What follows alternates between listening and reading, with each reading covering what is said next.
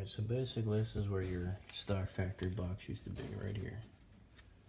And when you put the 4-inch power pipe in, whether it be naturally aspirated or supercharged, you're going to find a 3-inch hole right here, usually plugged off. All you do is you actually cut out about a 1/2 inch all around to make it 4 inches. You might want to go just a little bit more so you have a little flex room.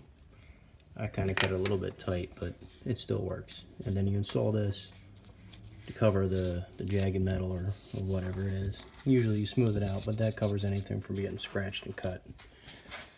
And with the supercharger, it actually just goes into the intake. It's kind of hard to see.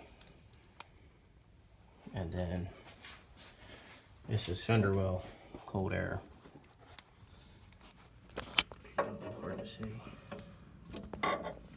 Thing goes down there. Now this is the engine out of the blue car.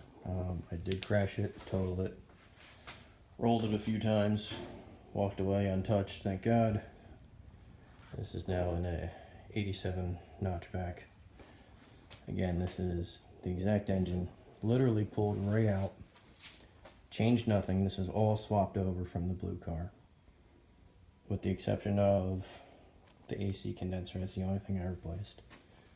Everything else is the same.